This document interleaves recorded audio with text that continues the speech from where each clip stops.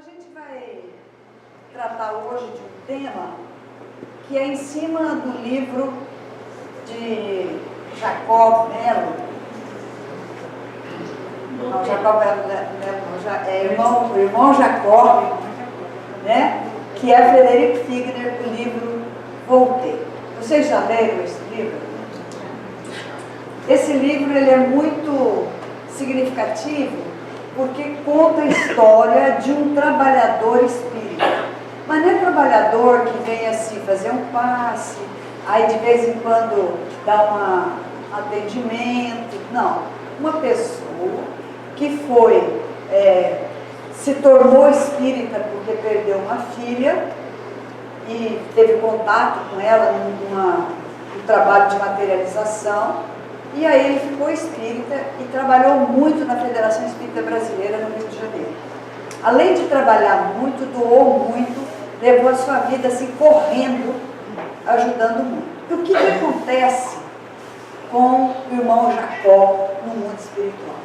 Então isso que nós vamos ler, que está no livro, não tem nada de diferente do livro Voltei, que é escrito pela psicografia de Chico Xavier. Ele escreve a sua experiência, porque ele prometera para os seus amigos que quando ele partisse, ele escreveria contando o que aconteceu com ele. Ele escreveria uma carta, um livro.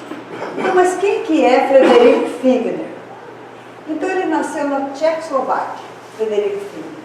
E ele veio para os Estados Unidos e nessa época, Thomas Edison, o inventor da lâmpada, foi inventor do fonógrafo, né? Ele tinha inventado o fonógrafo, que era esse instrumento aqui que a gente vê em filme, os nossos avós tinham, não sei se os avós de vocês avô ou no museu que a gente vê esse aparelho.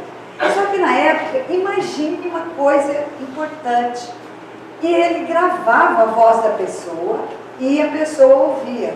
No maior sucesso, ele veio para Belém do Pará. Ele vem vindo dos Estados Unidos e ali ele faz isso e começa por aí a fazer um grande trabalho nessa área de música. Vocês sabiam que foi ele que fez a Casa Edison no Rio de Janeiro? Muito tempo, a maior parte das pessoas aqui não lembram. Era um disco, né, assim mais ou menos, feito de cera de carnaúba e que esse Frederick Figner que desenvolveu. Tinha a fotografia de um cachorro cantando bem na boca de um fonógrafo. Alguém lembra disso? Então, Thomas Edison fez essa invenção, e no Brasil, quem desenvolveu toda essa linha foi Frederick Figner. Então vocês estão vendo que é um homem extremamente empreendedor, corajoso, né? Porque ele saiu da Tchecoslováquia e veio parar aqui no Brasil, no Rio de Janeiro, e começa o trabalho dele. Essa aqui é a foto da loja que ele trabalhava lá no Rio de Janeiro. Ele se casou com a dona Esther Freitas, tiveram um casamento muito feliz e tiveram 6 filhos. Foi um casamento muito interessante. Nas biografias conta que quando ele viu a Esther, ele se apaixonou e falou: começa que vai atrás até que ele consegue realmente casar. Não é igual aos nossos dias, né, gente? Que hoje nem sabe se já se gosta, já casou, já largou, já juntou, já separou e tal. Não, e aí ele fez todo esse trabalho. Ele morre com 80 anos, 2 dias depois que ele tinha feito o aniversário dele. Ele parte para o mundo espiritual. A casa dele era tão chique na época que hoje é uma parte do SESC, Senac, que faz toda a parte histórica, tem restaurante, é bem interessante. Mas era uma casa nesse estilo antigo, né?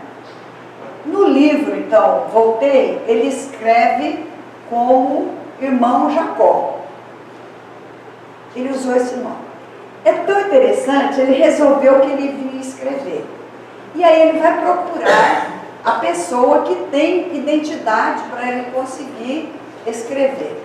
Quem vocês acham que foi? Vocês já sabem, né? Chico Xavier. Só quando ele chega lá, ele vai falar com Emmanuel, que ele quer escrever, Emmanuel fala, olha, André Luiz está na sua frente. Mas como? Ele se sente frustrado porque ele trabalhou tanto e vai outra pessoa.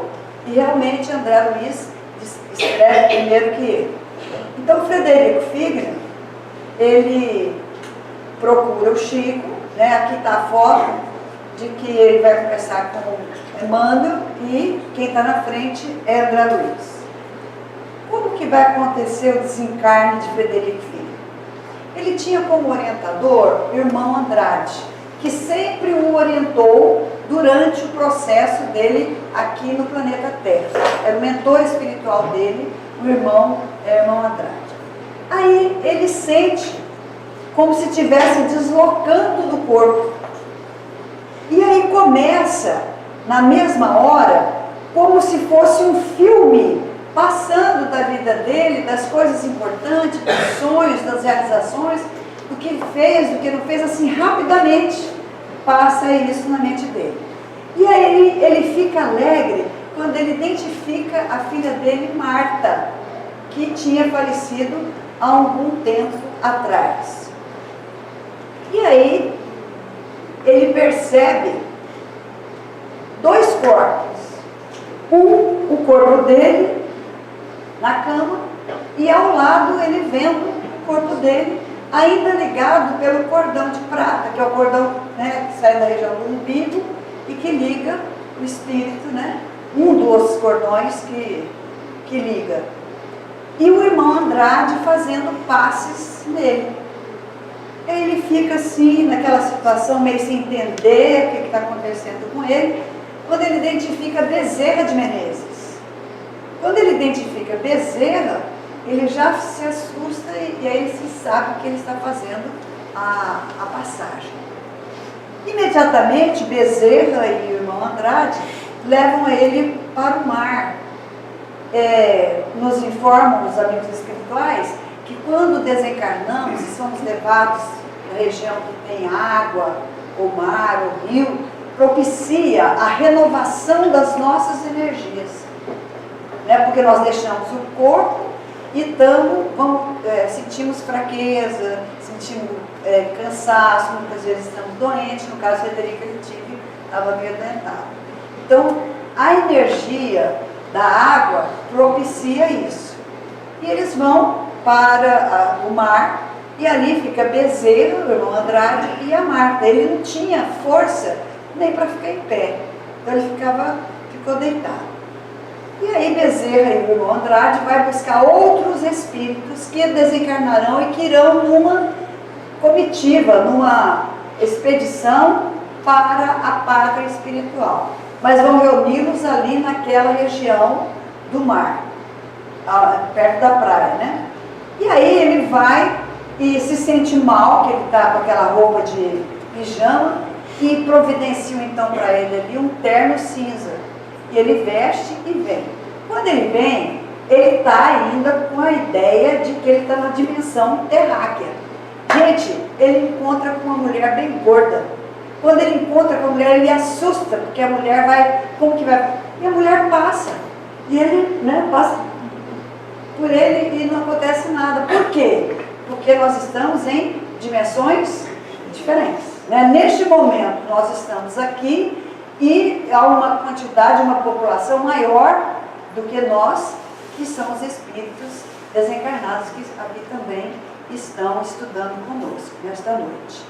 Bom, aí ele vai para onde está o corpo dele. Que surpresa! Lá ele percebe os amigos preocupados com quanto estão gastando no enterro, quanto que custou o caixão, né? O que ele fez, o que ele vai fazer do dinheiro dele. Então fica aquela questão e Bezerra fala para ele, não se aproxima perto do seu corpo. Ele fica longe, ele fica lá e ouvindo todas essas coisas.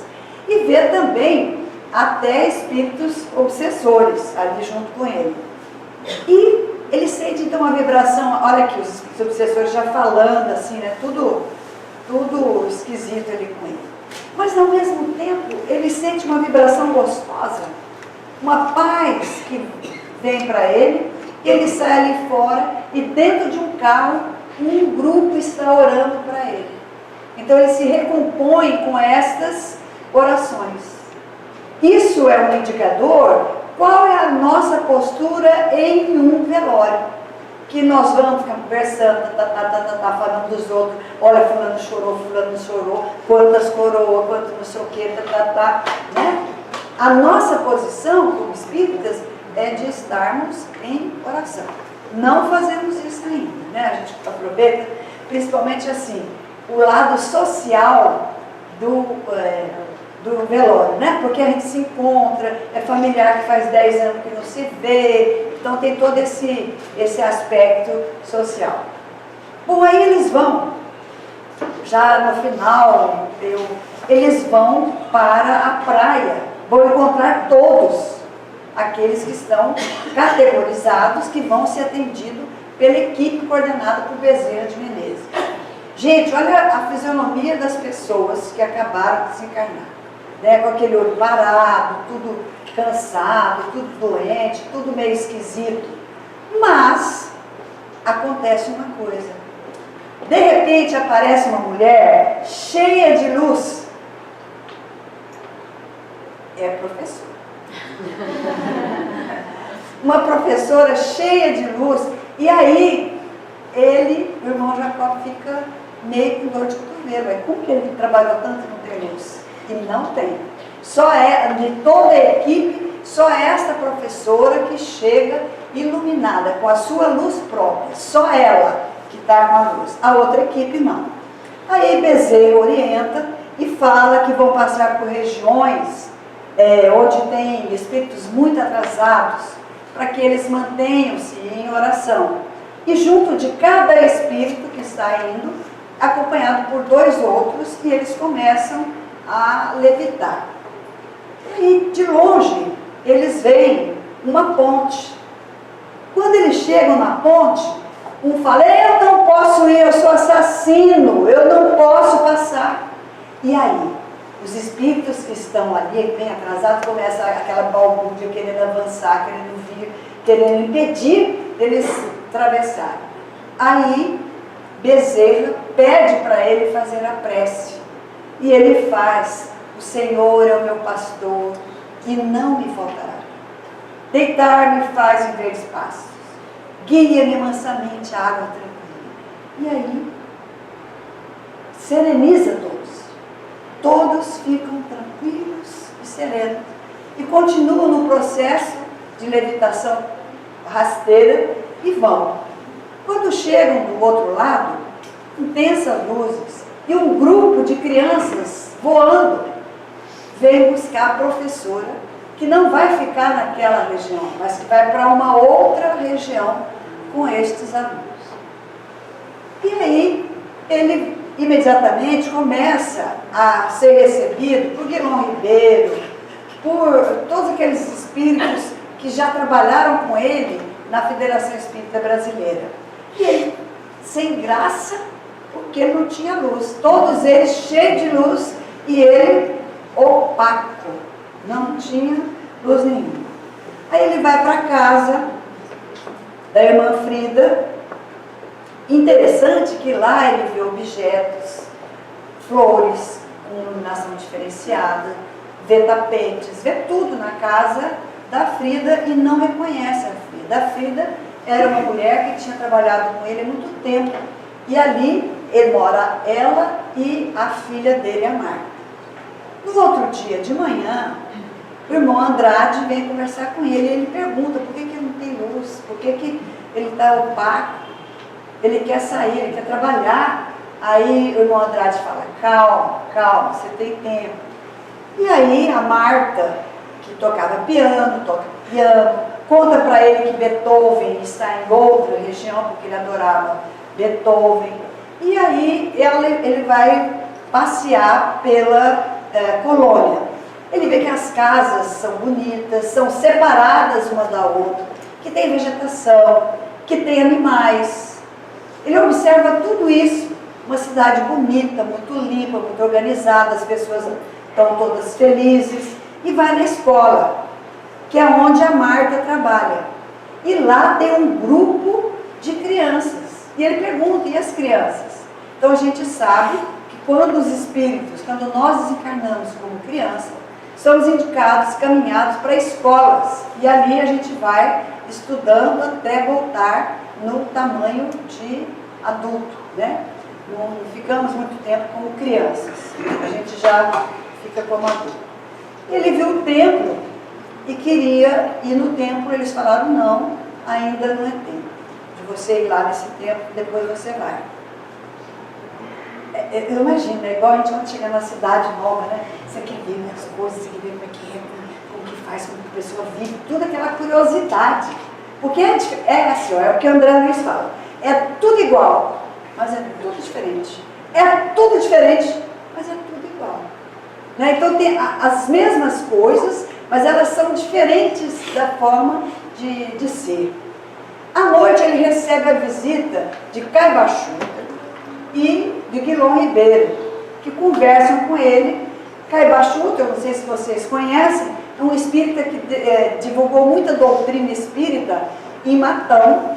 Lá ele tinha um programa na rádio e fez o Clarim. Aqui o pessoal que assina o Clube do Livro recebe todo mês um livro, um jornal que é editado pela editora Clarim, fundada por Caibachuta.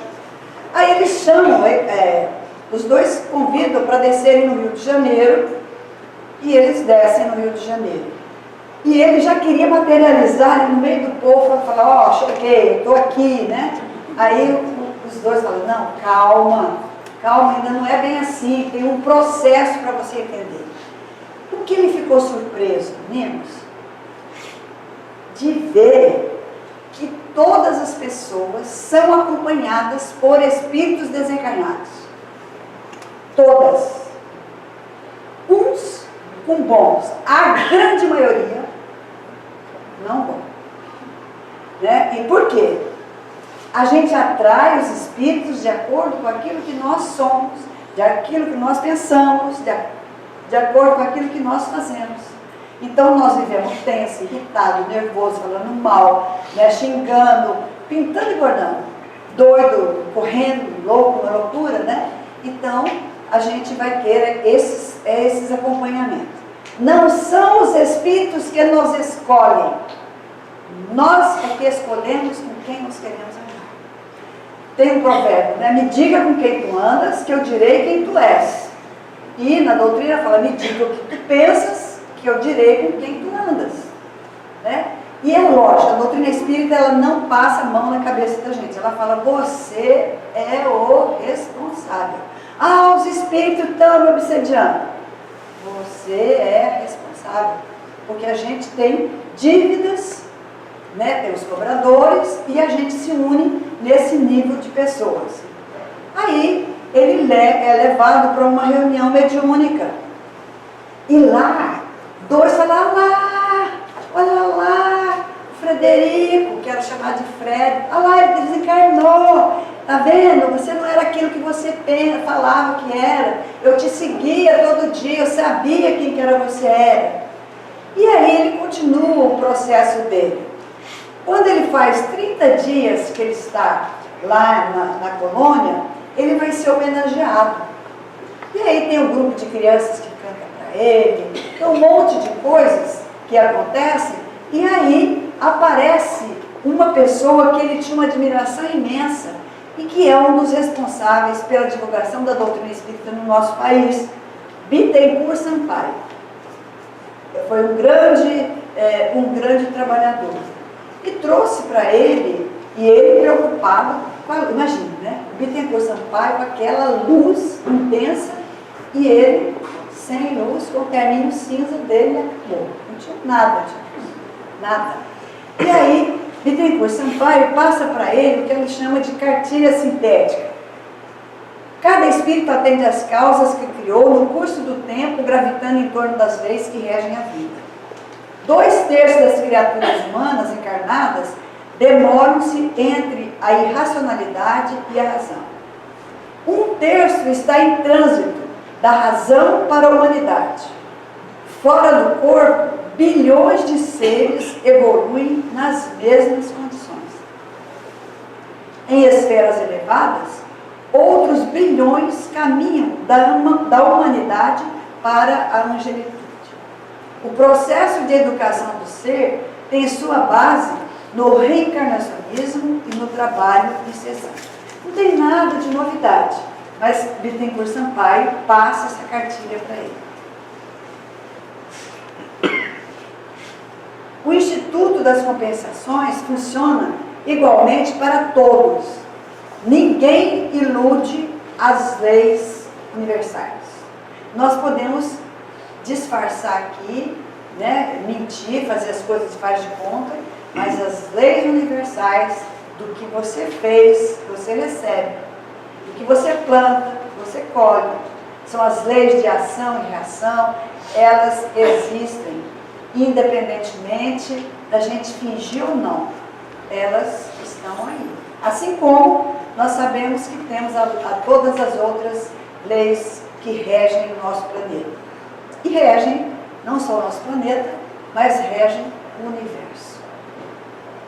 Os recursos de dignificação da criatura estão à disposição das diversas escolas religiosas da Terra, ainda que diferentes do culto exterior, têm a mesma essência na fonte da verdade eterna. Jesus é o ministro do absoluto junto às coletividades terrestres. Os grandes instrutores do mundo são mensageiros dele. Então a gente tem aí, né, esses grandes espíritos que vieram em povos diferentes, né? Buda na China, Confúcio, Gandhi, né? Sócrates, que eles vieram como precursores de Cristo. O que um fala é exatamente aquilo que Cristo vem vivenciar. Né? E o próprio Evangelho já dizia que veria o Messias, que estavam aguardando o Messias. Eu achei interessante, eu estava ouvindo esses dias a irmã Aila, que o João Batista, preso, começa a duvidar que Jesus é exatamente o Messias, porque ele achava que o Messias vinha renovar. E Jesus estava só curando e fazendo isso, fazendo aquilo, né? Aí vão lá falar para ele, ó, o João Batista não vou te falar que você não é o Messias, não. Está errado. E aí o que ele fala? Diga ao João Batista, se os cegos estão vendo, os paralíticos estão andando, assim o que foi dito. Então ele responde que ele realmente é o Messias que veio para fazer o trabalho. Gente, quanto mais nós lemos sobre Jesus, mais nós sabemos que ele é essa bondade, esse Espírito maravilhoso, milhões, milhões, bilhões de anos na nossa frente. Imagine vocês, que quando o Sol começa a esfriar e explode uma camada, e que essa camada vem formar a Terra, Jesus já estava aí coordenando. Interessante, a gente tem visto cada vez mais, quando o tempo vai passando, cada vez mais, todos estão identificando que existe, a própria ciência está identificando, de que existe um arquiteto por trás de tudo isso. Porque o que acontece na pequena flor é o que acontece conosco.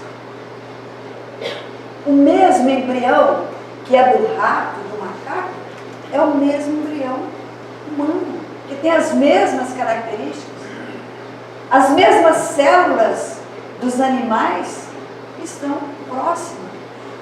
O coração do porco é extremamente semelhante ao nosso. A tripa do porco, né, o intestino, é muito semelhante ao nosso. Então existe o rato, né, que parece que é uma coisa tão estranha, é tão próximo. Quanto mais se descobre o DNA, as células estão mais se identificando. A identidade entre os seres terráqueos e a identidade entre os seres que habitam estes bilhões de estrelas que iluminam e que estão aí progredindo e caminhando. Meus irmãos, quanto mais a gente vê a beleza de uma orquídea, de uma pequena flor, a gente percebe que esta beleza é a beleza que está aqui na Terra, que está aqui em Campo Grande, que está em São Paulo, está na China, está em todos os planetas, está no universo, que cada vez mais descobrem que existem outros universos, que não é apenas um universo, que existe outros. Então, toda criatura humana possui consigo as sementes da sabedoria e do amor, quando ambientar estes germes dentro de si mesmo, através dos séculos incessantes, conquistará a qualidade de sábio de anjo. Nós ainda não somos nem sábios, nem anjos. Mas o que nos propõe é chegarmos à angelitude.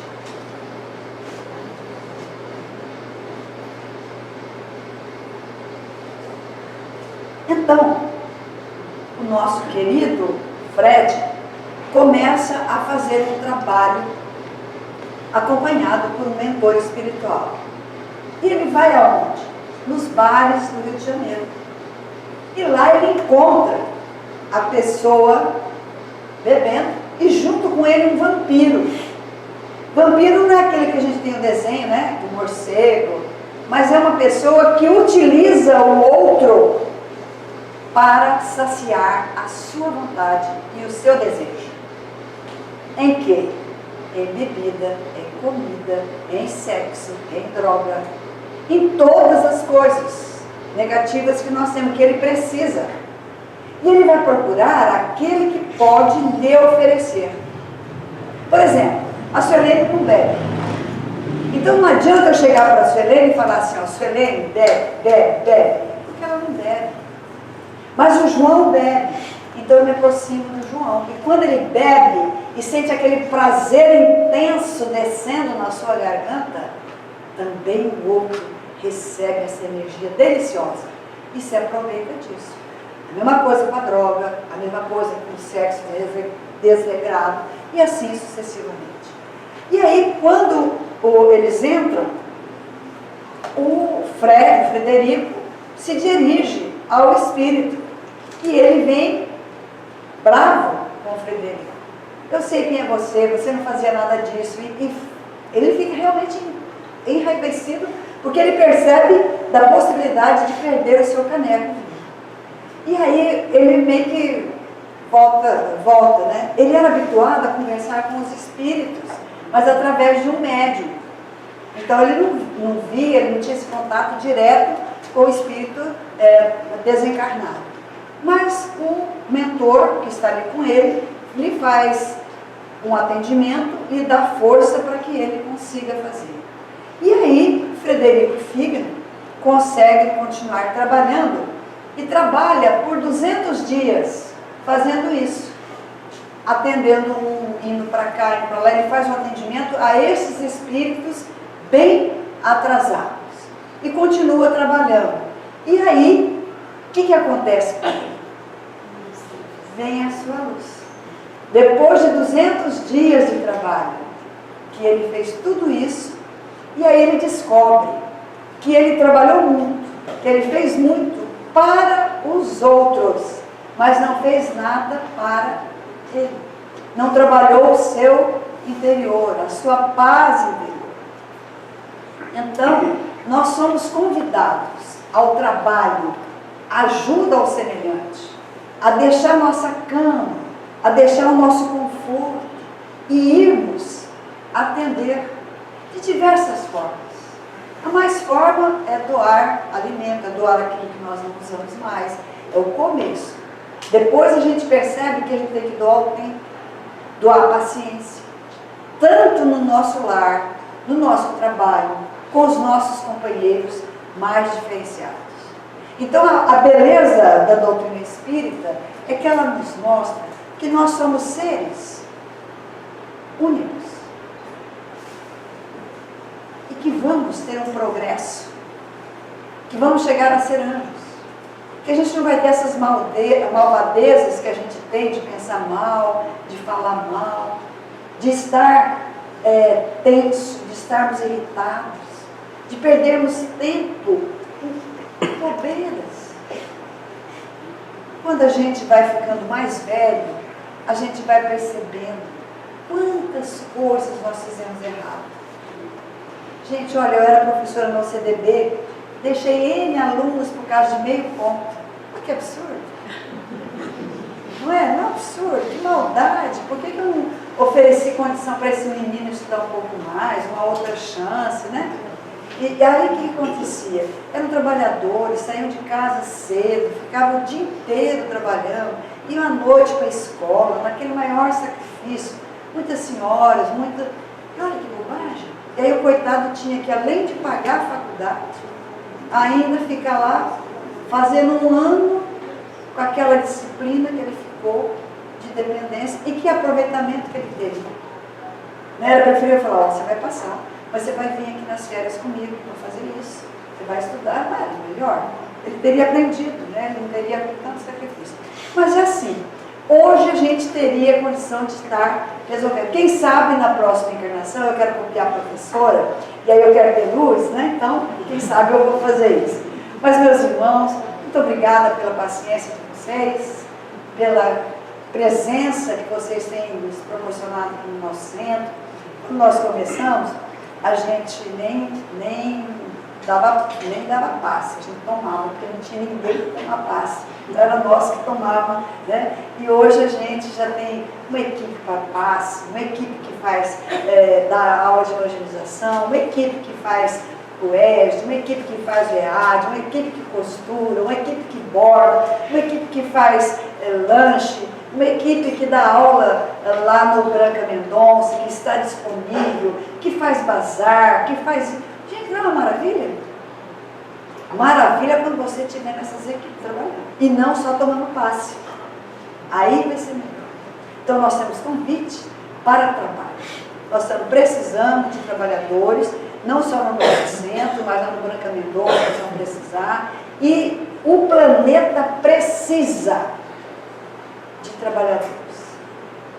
Precisa de gente do bem, de gente que pensa, de gente que trabalha, de gente que atua. Então, meus irmãos, vamos lá.